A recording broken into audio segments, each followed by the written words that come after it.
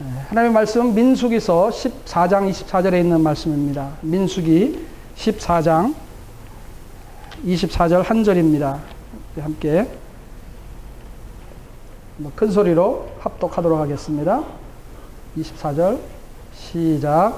그러나 내 종 갈렙은 그 마음이 그들과 달라서 나를 온전히 따랐은즉 그가 갔던 땅으로 내가 그를 인도하여 드리니 그의 자손이 그 땅을 차지하리라. 아멘. 예. 제가 다시 한번 읽습니다. 그러나 내 종 갈렙은 그 마음이 그들과 달라서 나를 온전히 따랐은즉 그가 갔던 땅으로 내가 그를 인도하여 드리리니 그의 자손이 그 땅을 차지하리라.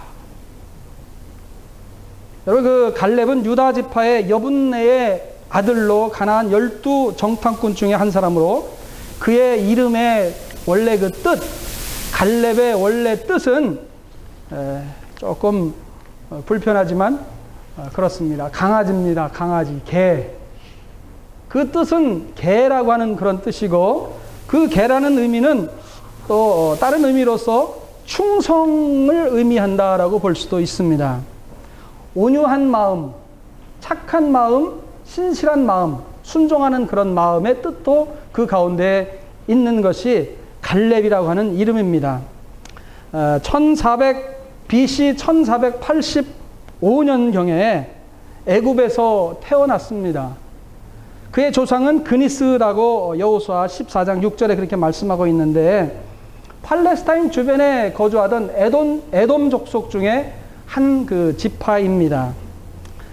에서 자손 중에 그 족장은 이러하니라라고 창세기 36절 15절에 말씀하고 계시는데, 에서의 장자 엘리바스의 자손으로는 대만 족장, 오말 족장, 스보 족장, 그나스 족장이니라고 하는 그런 말씀에 창세기 36장에 있는 말씀에서 그 그나스, 그 그니스라고 하는, 뭐 발음은 좀 틀리지만은 그 그니스 족장 가운데 나와 있는 한 족장의 한 지파였다라고 하는 것이죠. 그리고 갈렙이 이제 유다 지파로서 표기된 것은 사실상 그는 순수한 히브리 혈통은 아니다라고 하는 그런 말씀입니다. 선조가 과거 유다 지파로 유입이 되어서 개종함으로써 이스라엘 백성이 된 것이다라고 하는 것이죠. 이스라엘 그 지파들 가운데, 그리고 이스라엘 그 사람이라고 하는 사람들 가운데 많은 사람들이 원래는 혈통적으로는 그 부류에 속할 수 없는 사람인데 거기에 들어와서 끼어서 사는 사람들이 있었다라고 하는 그런 말씀입니다.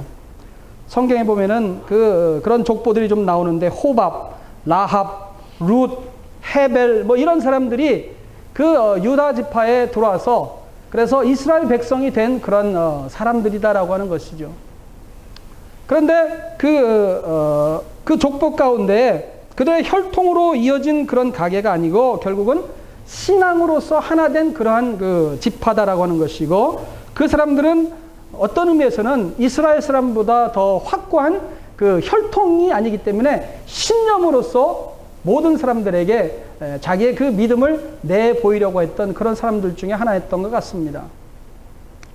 제가 김해의 김씨인데, 어렸을 때 저희 그 집안의 족보에 보면은 저희 삼촌뻘 되는 그런 분이신데, 이분이 원래는 어렸을 때 고아로, 어떤 분이 그러더라고요. 다리 밑에서 정말 주워왔다라고 그랬는데, 진짜 그분은 이제 부모가 이제 없어서 이제 누가 이제 주워다가 그 큰아버지 댁에서, 그러니까 큰아버지 댁에서 이제 컸는데, 얼마나 그 족보 의식이 강한지 말이죠. 자기는 김해 김씨다라고 하는 것이죠. 그래서 김해 김씨 종신들이 모여가지고 족보를 만들려고 하면은 제일 먼저 나서가지고 그 사람이 모든 것을 다 하는 거예요. 그래가지고 뭐 족보를 만들려면 책을 뭐 해가지고 뭐 편집하고 누구 넣고 빼고 뭐 이런 거를 도맡아서 이렇게 하는 겁니다. 많은 사람들은 사실 저 사람이 원래는 그 피가 아닌데 그러는 거죠. 그런데 그 이스라엘 족보 가운데서도 이제 그런 사람이 있었는데, 어떤 면에서는 아마 그 사람이 갈렙이 아닌가 그렇게 이제 생각을 하는 것입니다. 그런데 성경에 나오는 그 인물들 가운데 굉장히 중요한 그런 인물, 정말 과연 이 사람이 그 족보에 낄 수 있을까 할 정도로 그런 사람들이 성경에 예수님의 족보 가운데 끼어 있는 것을 알 수가 있어요. 여러분 다 아시는 대로 다말이 그렇습니다. 다말이 누굽니까?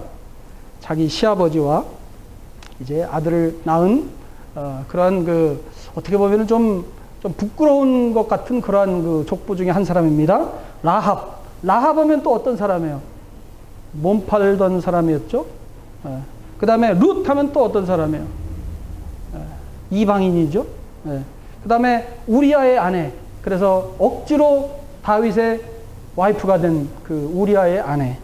그 다음에 또 뭐 마리아는 사실은 미혼모나 마찬가지죠. 자, 그러면은 이런 모든 사람들을 볼 때 이 사람들이 예수의 족보에 과연 낄 수 있을까라고 하는데 그 사람들이 예수님의 족보 가운데 끼어 있는 것을 알 수가 있어요. 저는 그런 내용들을 보면서 어떻게 보면은 나도 이스라엘 백성이 아니고 나도 어떻게 보면은 정말 예수님의 아들로, 하나님의 자녀로서 예수님을 믿는 사람으로서 내가 당당하게 내가 나설 수 없는 어쩌면 그러한 신분을 가진 그러한 이방인으로 지금까지 살아왔던 것이 아닙니까? 그런 면에서 볼 때 정말 내가 하나님의 자녀가 되고 예수를 믿어서 구원을 얻을 수 있는 믿음의 반열에 끼게 됐다라고 하는 것은 어떤 의미로 정말 하나님의 크신 은총이다라고 하는 것이죠. 여러분 그 출애굽기를 한번 찾아보기를 원하는데 출애굽기 12장 37절에서 38절을 우리 다 같이 한번 찾아서 읽어보겠습니다. 거기에 보면은 족보 없이 끼어든 사람들이 있습니다. 출애굽기 12장 한번 찾아보겠습니다. 37절에서 38절 두 절인데 한번 찾아봅니다. 여기 보니까 이런 말씀이 있어요. 37절 다 같이 한번 큰 소리로 읽습니다. 시작. 이스라엘 자손이 람셋을 떠나서 숫곳에 이르니 유아 외에 보행하는 장정이 60만 가량이요 수많은 잡족과 양과 소와 심이 많은 가축이 그들과 함께 하였으며. 자, 여기까지만 읽겠습니다. 여기 보니까 38절에 수많은 잡족과 그랬어요. 수많은 잡족과 양과 소와 심이 많은 가축이 그들과 함께 하였으며. 이스라엘 백성 가운데 이제 같이 끼어가지고 애굽에서 출애굽한 그런 무리들 가운데 보면은 잡족들이 그 가운데 끼어 있었다라고 하는 그런 말씀입니다. 아마도 그 갈렙의 그 족보를 생각할 때 이 사람도 원래 태어나기는 이제 그나스 족속이지만 그러나 나중에는 그 애굽에서 태어나면서 이제 그 잡족 가운데 함께 섞여 있던 이방인 그 무리 중에 한 무리였다라고 하는 그런 말씀입니다. 여기 보니까 장정만 60만이라고 했는데 실제 가장들만을 계산했으니까 실제 출애굽한 그 사람들은 아마도 200만에서 250만 정도는 될 거다라고 하는 것인데 그 많은 무리 가운데 끼어 있었던 그 잡족이 그 가운데 있었다라고 하는 것이죠. 잡족이라고 하는 말을 히브리 말로 하면 에레브라고 하는 그런 말씀입니다. 에레브 한번 따라서 해봐요. 에레브. 네, 잡족은 에레브입니다. 우리 가운데 좀 이상한 일을 하는 사람들은 에레브입니다. 에레브. 에레브. 이 잡족들이 그 가운데 끼어 있으면서 그래도 함께 출애굽을 했다라고 하는 것은 한 가지 중요한 것을 이야기하고 있어요. 혈통적으로 히브리 사람들만 애굽에서 이제 나온 것이 아니고 그 가운데 끼어 있던 여러 잡족들이 그 가운데 끼어서 함께 나와서 함께 신앙생활을 했다라고 하는 것은 그 사람들이 아마도 뭐 별 사람들이 다 섞여 있었겠죠. 어떻게 하다가 전쟁에 져가지고 종으로 이제 팔려온 그런 사람들, 아니면은 이제 가난해져가지고 할 수 없이 종의 신분이 된 사람들. 근데 그때 모세가 이제 가자라고 할 때 그 가운데 끼어서 나온 그런 사람들이기 때문에 사실은 그들 가운데 어떤 의미에서는 물론 처음에는 별로 큰 믿음이 없었겠죠. 종으로 사느니 차라리 한번 새 세상을 향해서 한번 나아가보자 라고 그런 마음을 먹고 그 가운데 끼어서 들어온 사람이 있을 수도 있겠다라고 하는 것이죠. 그러나 저는 중요한 것이 뭐냐면은 모세가 그들을 이제 함께 가자라고 했을 때 그의 말을 믿고 야훼를 어느 정도 신뢰하는 그런 사람들이 그 무리 가운데 끼지 않았나 그런 생각을 해본다라고 하는 것이죠. 결국 그 말씀은 뭐냐면은 그 구원에 있어서 인종적인 무슨 혈통적인 그런 것이 중요한 것이 아니라 야훼를 하나님으로 부르는 사람은 그 가운데 낄 수 있었다라고 하는 그런 말씀이에요. 그때 당시에도 야훼를 하나님, 야훼는 나의 하나님이다라고 고백만 할 수 있다라고 하면은 함께 출애굽을 해서 함께 그들과 이제 그 땅을 이제 들어갈 수 있는 자격이 된다라고 하는 그런 말씀입니다. 여러분, 원래 히브리라고 하는 그 말의 그 뜻은 뭐냐면은 강을 건넜다라고 하는 그런 뜻이에요. 강을 건넜다. 아브라함이 유프라데스 강을 건너서 이제 하란 땅으로 올라갔지, 이제 아브라함도 그 강을 건넜다라고 하는 그런 의미로 아브라함부터 히브리의 그 어원이 시작이 되는 거예요. 강을 건너서. 그래서 원래는 저쪽에 하란 그 뭡니까 어디요? 아브라함이 처음에 시작했던 데가 어디요? 어디? 갈대아 우르. 아이고, 나도 잊어먹었었어요. 갈대아 우르를 떠나서 강을 건너서 하란까지 올라갔다가 하란에서 다시 이제 그 예루살렘, 이스라엘 쪽으로 쭉 내려온 그런 무리들 아닙니까? 그래서 어떻게 보면은 그 족보로 보면은 진짜 그 이스라엘이라고 하는 그것은, 히브리라고 하는 그 말은 강을 건너서 온 이방인이다라고 하는 그런 의미입니다. 그래서 이스라엘 사람들은 결국은 하나님이 다스려준다라고 하는 그런 말인데, 나중에 나온 말, 그 이스라엘이라고 하는 그 말은 무슨 말이에요? 그 야곱이 야복강가에서 천사와 이제 겨루어서 싸워서 이겼다라고 하는 그런 뜻이잖아요.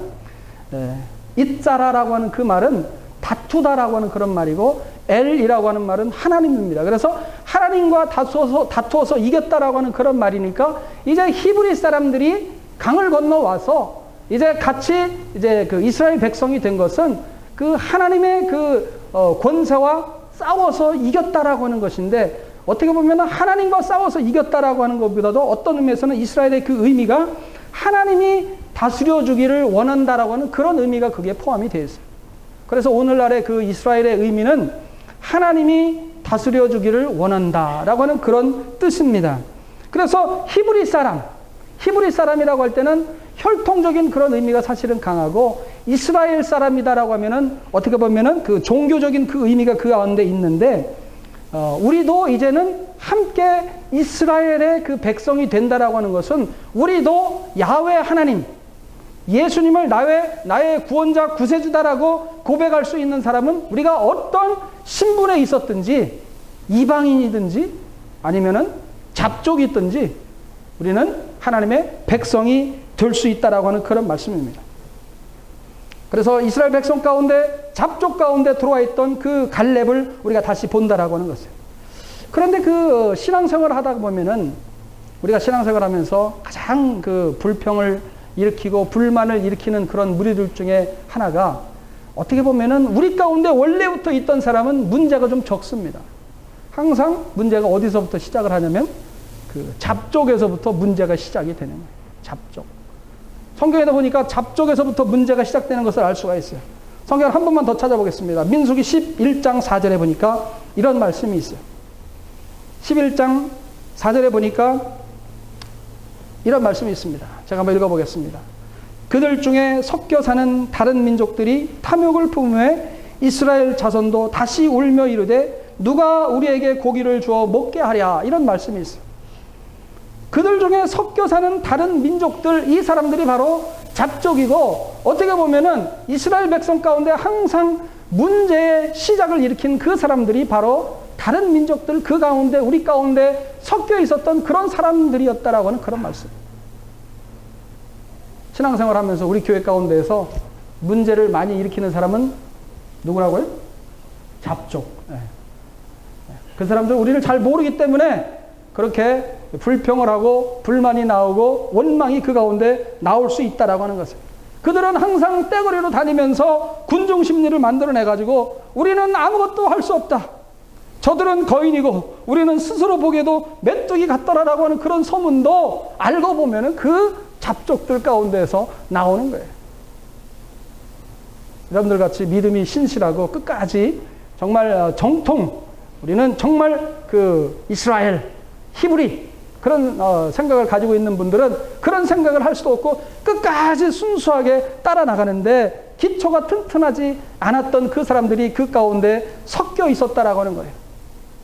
그러면 그럼에도 불구하고 잡족의 신분이고 그의 이름의 뜻이 강아지, 개라고 하는 그런 뜻의 이름을 가졌던 그 갈렙이라고 하는 그 사람의 그 삶을 한번 보자라고 하는 것이죠. 여러분, 갈렙이 민수기 13장에 보면은 가나안 정탐대로 파견이 된 것을 알 수가 있습니다. 40세 때 유다 지파의 대표자의 자격으로 이제 그 정탐꾼이 되었다라고 하는 것은 얼마나 그의 삶 가운데, 신앙 가운데 노력을 했던 사람인지 알 수 없어요. 자기 신분이 워낙이 내놓을 수 없는 그런 신분이었기 때문에 그랬는지도 모르겠어요. 그러나 그의 삶 가운데, 그의 신앙 가운데 나타난 것은 모든 사람들에게 인정받는 그러한 사람이었다라고 하는 그런 말씀입니다. 우리가 잘 아는 대로 유다 지파라고 하면은 그래도 영적으로 장자 족보에 속하는 그런 지파입니다.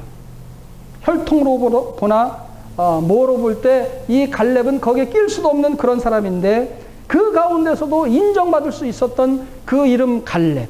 갈렙이 뽑아져서 이제 그 12명 가운데 하나로서 가나안 땅을 정탐을 했습니다.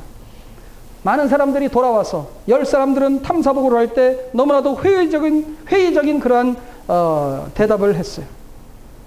그 땅은 정말 하나님께서 말씀하신 것처럼 젖과 꿀이 흐르는 땅이긴 하지만 그곳에 있는 거주민들은 우리보다 강하고 성읍은 매우 견고해서 힘이 클 뿐만 아니라 신체적으로 거인인 그러한 전사들이 그 가운데 많이 있다라고 하는 것이고 우리가 그곳에 들어간다라고 하는 것은 불가능하다라고 하는 그런 말씀입니다.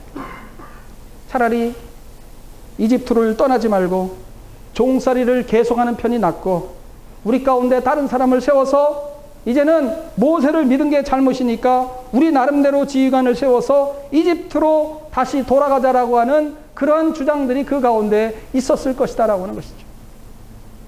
그런데 갈렙은 그렇게 생각하지 않았다라고 하는 말씀. 여호와 하나님이 우리와 함께 하시는 한 우리는 결코 그들보다 약하지 않다. 이것이 갈렙의 주장입니다. 그들을 두려워할 필요가 없다.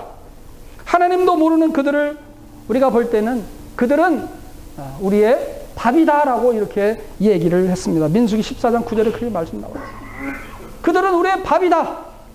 우리가 그곳에 들어가야 된다라고 하는 것을 이렇게 사람들에게 설득을 했습니다. 여러분 한번 생각을 해보세요. 그때 당시에 많은 사람들은 그곳에 들어갈 수 없다라고 그렇게 얘기하는데 그 중에 담대하게 나서서 우리가 그곳에 들어가야 된다라고 얘기했을 때 아마도 목숨을 건 그런 상황이었을는지도 몰라요.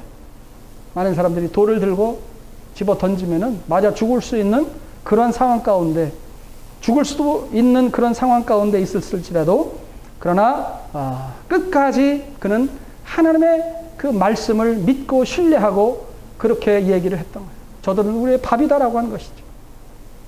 여러분 다른 사람들은 그 말에 아무도 귀를 기울이지 않지만 그 말을 듣고 있었던 사람이 있습니다. 그가 누구입니까? 오늘 본문에 있는 말씀처럼 하나님께서 갈렙의 말을 듣고 계셨다라고 하는 그런 말씀. 하나님께서는 그 모습을 귀하게 보셨다라고 하는 그런 것이 오늘 본문의 말씀이에요. 갈렙은 그 마음이 그들과 달라서 나를 온전히 쫓았은즉 그가 갔던 땅으로 내가 그를 인도하여 드리리니 그의 자손이 그 땅을 차지하리라라고 여호와 하나님께서 우리에게 그 갈렙에게 약속하신 그 말씀이다라고 하는. 오늘 이 말씀 가운데 저는 그 말씀을 듣고 계셨던 그 하나님이 그 말씀 그대로 실행하시는 하나님이신 것을 말씀 가운데 확인할 수가 있습니다. 여호수아가 각 지파대로 그 대표들을 소집을 했습니다. 땅을 분배하기 위해서. 이스라엘 백성들이 들어가기 전에 이제 그 가나안 동쪽의 땅 두 지파 반은 이미 분배를 하였고 나머지 서쪽에 이제 들어와서 9지파 반을 이제 분배를 하는데 사람들을 길갈로 불러 모았습니다. 각 지파별로 공평하게 땅을 나누기 위해서 제비를 뽑는 방식으로 이제 땅을 나누는 거예요. 그런데 여호수아가 이렇게 얘기를 합니다. 여러분, 여호수아가 그렇게 얘기를 했을 때 갈렙이 나서서 나도 좀 말 좀 한마디 좀 하게 해달라고 그렇게 이야기를 하죠. 그러면서 이렇게 여호수아에게 요구를 합니다. 그 갈렙의 말을 요약을 하면 이겁니다. 지난 45년 전 하나님께서 약속하신 것처럼 광야에서 방황한 45년 동안 하나님께서 나를 살려주셨다라고 하는 것이고, 두 번째로는 내가 45년이 지난 지금까지도 내가 지금 비록 85세가 되었지만 여전히 나는 전쟁터에 나가 싸울 수 있을 만큼 건강한 몸을 지니고 있다라고 하는 것이고, 세 번째로는 그러니 이 산지를 지금 나에게 달라라고 하는 것이 이제 그 갈렙의 요구입니다. 여러분, 그 갈렙이 그렇게 요구했을 때 이 산지를 내게 달라라고 그렇게 얘기하는 그 갈렙의 요구를 들을 때 저는 옛날에 그 복음성가의 그 찬양 가운데 이 산지를 내게 주소서라고 하는 그런 찬양이 있지 않습니까? 이 산지를 내게 주소서. 내가 목회지를 찾고 있을 때 이 산지를 내게 주소서라고 이렇게 찬양을 부를 때에는 하나님이 나에게는 왜 이렇게 빨리빨리 이렇게 목회지도 이렇게 허락해 주시지도 않고 왜 나를 이렇게 힘들게 하시나? 그러면서 하나님 나에게도 빨리 이 산지를 내게 주소서. 어느 산지든지 내가 갈 테니까 이 산지를 내게 주소서라고 그렇게 그 찬양을 상당히 좋아했어요. 그런데 여러분, 그 이 산지를 내게 주소서라고 하는 그 찬양을 우리가 그냥 보통 이렇게 부를 수 있는 그런 찬양이 아니다라고 하는 것이죠. 그 찬양을 부를 때는 그야말로 목숨을 내놓고 말이죠. 내 목숨을 내가 하나님 앞에 드리겠다라고 하는 것. 내가 가장 어려운 것을 내가 차지하고 그것을 내가 해결해 나가겠다라고 하는, 교회에 가장 힘든 일, 그 일이 있으면 나에게 맡겨달라고 하고 내가 그 일을 하겠다라고 하는, 자청해서 어려움에 뛰어들겠다라고 하는, 어떻게 보면은 자기의 목숨을 걸겠다라고 하는 그런 고백이기도 하다라는 그런 말씀이에요. 그냥 이 부동산을 내게 주소서, 아니면 당신이 다 만들어 놓은 거 내게 그냥 물려주소서, 뭐 이런 얘기가 아니다라고 하는 거예요. 그것은 목숨을 건 하나의 자기의 헌신이다라고 하는 그런 말씀. 내게 물려주소서, 비장한 각오로 그 찬송을 불러야 돼요. 왜 그렇습니까? 이 산지는 최고 어려운 난공불락의 산지다라고 하는 것이에요. 12명의 정탐꾼 중에 10명은 극구 반대했던 그 산지가 바로 그곳이다라고 하는 것이고, 그곳에는 지금도 아낙 자손이 들어가 있고 아직도 그곳은 정복되지 않은 헤브론 산지는, 그러니까 이스라엘에서 한 30km 정도 내려가면 산지입니다. 거의 한 1000m 정도, 950에서 1000m 정도 되는 고지이고, 정말 그곳은 점령하기 힘든 그러한 땅이에요. 그곳에 간다라고 하는 것은 자기가 먼저 죽겠다라고 하는 그런 말이나 마찬가지. 이 산지를 내게 주소서라고 하는 것은 내가 먼저 가서 죽겠습니다. 나에게 그것을 달라라고 하는 그런 얘기예요. 여러분, 그 갈렙이 그렇게 도전했을 때 그것은 뭐 이제 나도 나이가 85세나 되고 나도 이제 할 만큼 공을 세웠고 했으니까 나에게 달라라고 하는, 이 땅을 나에게 물려달라고 하는 그런 의미가 아니다라고 하는 것이에요. 아직도 나는 힘이 있고 나는 나가서 싸울 수가 있고 내가 나가서 이기겠다라고 하는 그런 의지가 그 가운데 포함되어 있는 그런 말씀이에요. 여기서 14장 15절에 보니까 이 지역, 그 헤브론, 원래 헤브론이 나중에는 이름이 바뀌었습니다. 기럇 아르바라고 그랬어요. 기럇 아르바라고 하는 것은, 기럇이라고 하는 말은 성이라는 뜻이고, 아르바라고 하는 그 뜻은 아말렉 장대한 그 족속들의 아버지라고 하는 그런 뜻이 있습니다. 그래서 기럇 아르바라고 하는 그런 뜻이에요. 그래서 자기가 정말 목숨을 걸지 않으면 얻을 수 없는 그 땅인데, 그 땅의 이름이 기럇 아르바라고 바뀌어 있는 것에 대한 아마 마음 가운데 그 섭섭한 그런 마음이 있었을는지도 몰라요.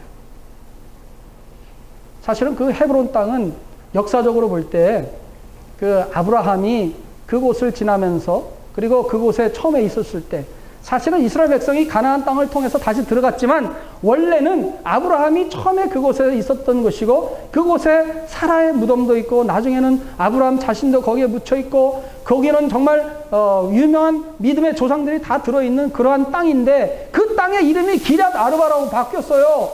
그 말은 무슨 말인 거니? 정말 거룩한 그 땅, 그 헤브론이라고 하는 뜻은 펠로십이라고 하는 그런 뜻이 있어요. 그 하나님과 교통하는 그런 곳인데 그 땅이 기럇 아르바라고 바뀌었으니까 여러분 얼마나 속으로 열받는 그런 내용입니까? 그곳에 자기가 들어가겠다라고 하는 거예요. 들어가서 어떻게 하겠다는 거예요? 다시 옛 이름을 되찾겠다라고 하는 그런 그 의미가 그 가운데 포함이 되어 있다라고 하는 거예요. 사람들은 45년 전에 하나님께서 비록 약속을 하셨지만 잊어졌으면 하는 그런 땅입니다. 장대한 그런 민족들이 그 가운데 들어와서 살고 있기 때문에 사람들이 사실은 다 잊어버렸으면 좋았을 뻔한 그 땅을 45년 만에 다시 기억하고 그 땅을 달라고 갈렙이 이야기한 그것은 여호와 하나님께서 함께 하시면 내가 그 땅을 차지할 수 있다라고 하는 강력한 믿음이 그 가운데 포함되어 있다라고 하는 그런 말씀이에요. 여러분 아낙 자손이라고 하면은 나중에 또 이제 역사적으로 보면은 나중에 아낙 자손 중에 골리앗이 나와서 이스라엘 백성들을 괴롭힌 그런 장면도 나오는데 아낙 자손은 쉽지 않은 그러한 족속입니다.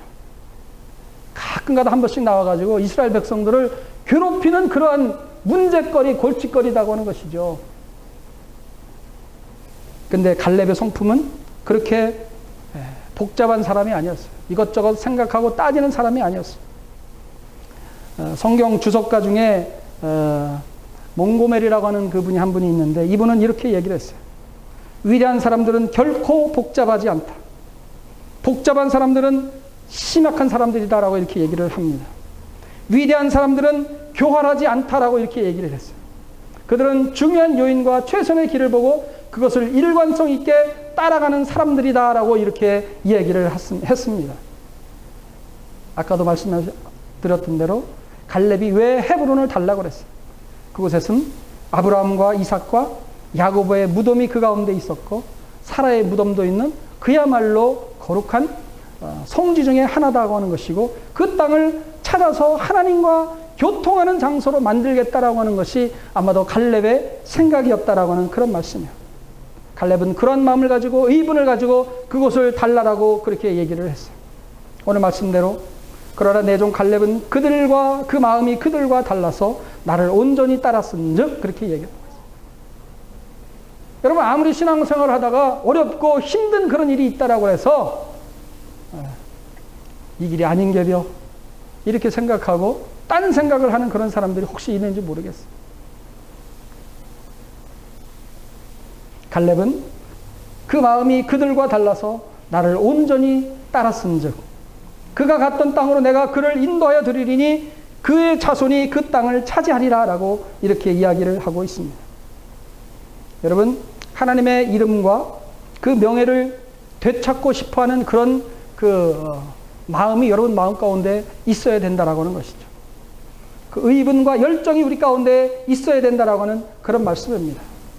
갈렙의 신앙의 그 특징이 3가지가 있는데 첫째로는 온전히 쫓는 신앙이라고 하는 것이죠. 온전히 쫓는 신앙. 다른 사람들은 불평하고 그 가운데 불만, 그래서 흔들리면서 이리 갈까 저리 갈까 차라리 되돌아갈까 내가 잘못 나왔는가벼 여기가 아닌게벼 그것이 아니고 끝까지 불평하지 않고 따랐던 그들의 그 마음, 하나님은 그 마음을 특별하게 보셨던 것 같아요. 갈렙의 마음은 그들과 달라서 불평하지 않고 불만을 품지 않고 광야 생활 40년 동안 그 사람들이 많이 사람들을 그 모세를 힘들게 하고 어렵게 했지만 그러나 불평 불만을 하지 않았다라고 하는 그런 말씀이에요. 온전히 쫓는 마음, 믿음으로 상황을 바라볼 때 하나님께서 그 가운데 해결점을 주시는 하나님이신 것을 저는 분명히 믿습니다. 이 세상의 문제들을 볼 때 그것을 어떻게 보느냐라고 하는 것이 너무나 중요해요. 문제는 항상 있습니다. 그러나 그 문제 측면 가운데 그리고 그 문제 뒷면에 서 계신 하나님을 볼 수 있느냐라고 하는 것이 중요하다라고 하는 거예요. 우리 가운데 수많은 문제들이 있습니다. 여러분도 있고 저도 있고 문제들 항상 있죠. 그러나 그 문제를 통해서 역사하시는 그 하나님을 바라볼 수 있었던 그 갈렙의 눈을 우리에게 달라고 그렇게 구해야 된다라고 하는 그런 말씀이에요. 두 번째로는 하나님의 명령에 용기로 실천한 신앙인이었다라고 하는 그런 말씀이에요. 여러 그 위협과 문제들이 있었지만 그 가운데 용기로 이제 그 문제를 직면해서 해결하려고 했다라고 하는 거예요. 나이가 85세가 되었어요. 85세면은 이제는 좀 쉬고 싶고 무슨 일이든지 도전하는 일에는 좀 빠지고 싶고 말이죠. 힘든 일, 그런 일은 아무래도 좀 내가 좀 딸리는 것 같고 좀 그런 것이 있어요. 그러나 그 나이에도 불구하고 그 85세의 나이에도 쉽고 좋은 것, 그것은 다른 지파들에게 다 줘라 이거죠. 그리고 나에게 가장 어려운 것을 달라라고 하는 것입니다. 아직 정복되지도 않은 그 땅을 나에게 달라라고 하는 거예요. 여러분이 아무리 나이가 많이 들어갔다라고 하더라도 아직도 여러분 노쇠하거나 나약하거나 이제 안정을 찾는 그러한 것이 아니라 아직도 갈렙처럼 강건하고 능력이 있고 나는 용기가 있는 사람이다라고 하는 그런 믿음을 소유하시는 여러분 되시기를 주님의 이름으로 축원합니다. 여러분 그 여리고성을 차지하는 것은 여호수아의 해야 될 일이었다고 하면은 아마도 갈렙에게는 그 헤브론산을 얻는 것이 그야말로 큰 난관이었을는지 몰라요. 그러나 그 여리고성을 정복하고 났을 때 그야말로 여호수아가 하나님의 그 위한 일꾼이 된 것처럼 갈렙도 그 헤브론산을 달라고 하고 그 헤브론산을 결과적으로 이제 이기게 되고 그것을 얻게 되는 것이죠. 여러 가지 방법을 통해서 얻게 되는 것은 나중에 설교를 통해서 말씀드리겠지만 여러분 그러한 용기를 가지고 하나님께 그것을 달라라고 하고 그것을 향해서 뛰어들 수 있는 그 믿음이 바로 갈렙에게 발견할 수 있는 두 번째고, 세 번째로는 가장 소중한 것을 하나님 앞에 드릴 수 있는 것이 드렸던 사람이 또 갈렙이다라고 하는 그런 말씀이에요. 여러분 그 헤브론을 차지하고 그 헤브론을 자기가 이제 완전히 수중에 넣었습니다. 그 성경 말씀을 계속해서 읽어 나가실 때 그 헤브론을 이제 완전히 차지하게 되었던 것이죠. 그리고 자기가 손에 넣었습니다. 그런데 여러분 한번 생각해 보세요. 자기가 정말 힘들게 얻고 힘들게 노력해서 얻었던 그것을 남에게 주는 거 쉽습니까? 쉬워요, 안 쉬워요? 쉽지 않죠. 그 헤브론산을 이제 얻었습니다. 그때 여호수아가 다시 갈렙에게 와서 그 산을 또 이제 그 레위 지파에게 나눠줘야 된다라고 할 때 그 땅을 선뜻 내놓은 사람이 갈렙이었다라고 하는 그런 말씀이에요. 야, 참 갈렙은 정말 대단한 사람이에요. 그렇게 힘들게 얻었지만 그것을 이제 도피성을 만들기 위해서 그 헤브론을 달라고 할 때 레위 지파에게 다시 내놓았던 그 사람이 바로 갈렙이었다라고 하는 그런 말씀이에요. 레위 자손 그핫 가족에게 그 산을 내어 주었습니다. 그래서 그곳에다가 도피성을 만들었다라고 하는 것이죠. 도피성을 만들었다라고 하는 것은 얼마나 중요한 그 역사적인 사실이 있는지 몰라요. 사실은 그 이스라엘에 그 6개의 도피성이 있는데 그 도피성을 그 얘기할 때 항상 우리는 예수 그리스도를 생각하지 않고는 생각할 수가 없어요. 무슨 말이냐면은 그 도피성이라고 하는 것은 죄를 지은 사람, 그래서 나를 찾아서 나를 죽이면은 어쩔 수 없지만 그 성으로 들어가면은 내가 다시 나를 꺼내줄 수 없다라고 하는 것이죠. 그래서 사람들은 도피성으로 죄를 지은 사람은 피했다라고 하는 것이고, 이스라엘 백성들도 죄를 지었고 자기가 고의적으로 지은 죄가 아니다라고 하면은 도피성으로 피했을 때는 보호를 받을 수 있었다라고 하는 것이고, 사실은 그 헤브론 땅이 나중에는 그 레위 지파에게 주어지면서 그곳이 도피성이 되었다라고 하는 것은 역사적으로 너무나 중요한 사실이다라고 하는 그런 말씀이에요. 예수 그리스도가 묘사된 그 도피성이 6개가 있었는데 게데스에 있었고 세겜에 있었고 헤브론에 있었고 베셀에 있었고 길랏 라못에 있었고 골란에 있습니다. 그 뜻이 참 중요한데, 게데스는 거룩한 장소라는 뜻이고 세겜은 어깨의 짊어짐이라는 뜻이고, 헤브론은 연합이라고 하는 뜻이고, 베셀은 튼튼한 요새라고 하는 뜻이고, 길랏 라못이라고 하는 것은 높은 곳이라는 뜻이고, 곤란은 기쁨이라고 하는 그런 뜻인데, 이 말을 그 매튜 헨리가 분석을 했는데 저는 참 놀랄 정도로 이것이 예수 그리스도의 그 오심과 예수 그리스도를 상징하는 것으로 이제 설교를 한 그런 설교를 제가 들은 적이 있는데, 갈렙이 헤브론을 얻어서 레위 지파에게 주고 그곳에다 도피성을 만들었다라고 하는 것이 얼마나 중요한 뜻이 담겨 있는지 모릅니다. 결론적으로 말씀을 드립니다. 여러분, 아까도 말씀드렸지만 갈렙은 그 출신상 그렇게 크게 내세울 것 없는 그런 사람이었다라고 그렇게 말씀을 드렸습니다. 그런데 전쟁에서 승리할 수 있었던 것은 그는 다른 사람과 전혀 다른 그런 생각을 항상 했다라고 하는 것이고, 그 전혀 다른 그 생각은 항상 하나님과 부합하는, 하나님에게 맞는, 하나님께서 그 이야기를 들으면 기뻐하실 그런 생각을 했다라고 하는 것이 중요하다라고 하는 것입니다. 족보가 별 볼 일 없는 그네스 족보라고 그렇게 말씀을 드렸습니다. 출애굽할 때 잡족의 한 지파였다라고 하는 그런 말씀입니다. 이스라엘의 혈족으로 맺어진 단일 공동체의 일원은 아니었지만, 그러나 그가 함께한 그 사람들 가운데 광야를 걸으면서 함께 훈련하고 함께 고통을 겪고 그 모세의 리더십 안에 온전히 순종하고 40년 동안 훈련했던 그 사람이다라고 하는 것이죠. 하나님은 민족과 혈통을 가려가면서 구원하는 게 아니라 모든 민족을 얼마든지 부르시는 그런 분이시다라고 하는 것이고, 그 구원의 문은 모든 사람에게 열려 있다라고 하는 그런 말씀입니다. 로마서 10장 9절에서 13절에 보면은 다 요약하고 13절에 보면은 누구든지 주의 이름을 부르는 자는 구원을 받으리라. 누구든지 주의 이름을 부르는 자는 이스라엘 백성이 되는 거예요.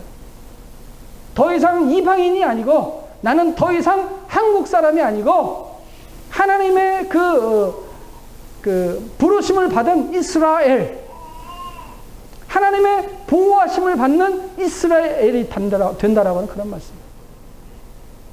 여러분이 모두가 이스라엘이 된 것을 저는 분명히 믿습니다. 더 이상은 이제 하나님의 그 명령에 반항하는 그런 그 잡족들이 아니고, 이제는 나도 유다의 대표가 되듯이 하나님의 귀한 사역의 대표가 되어줄 수 있는 그러한 직분을 소유한 사람들이라고 하는 것입니다.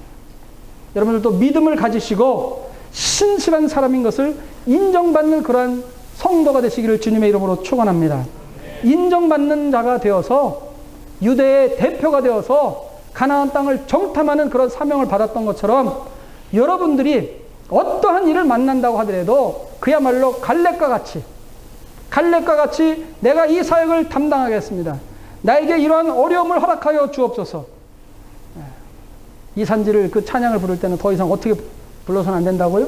대충 불러서는 안 됩니다. 목숨을 내놓고 내가 그곳에 헌신하겠습니다.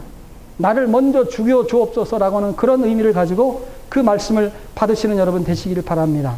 인자와 진리가 내게서 떠나지 말게 하고 그것을 내 목에 메어서 내 마음판에 새기라. 그리하면 내가 하나님과 사람 앞에서 은총과 귀중히 여김을 받으리라고 하는 그 말씀처럼, 그 족보가 별 볼 일 없고 힘든 그런 삶을 살았지만, 그러나 모든 사람 앞에 귀중히 여김을 받는 사람이 되었습니다. 우리 마하나임 교회가 여러분 한 사람 한 사람이 갈렙과 같은 신앙을 가진 사람이 되어야 된다라고 하는 그런 말씀. 그래서 무슨 일이 일어나도 내가 이 일을 하겠습니다. 나에게 이 일을 맡겨주시면 내가 이 일은 정말 시원하게, 하나님께서 시원하신 대로 내가 그 일을 해결하겠습니다. 나를 사용하여 주옵소서라고는 그런 기도를 드리시는 여러분, 그리고 제가 피차 되기를 바라면서 이 말씀 드렸습니다. 함께 기도하십니다.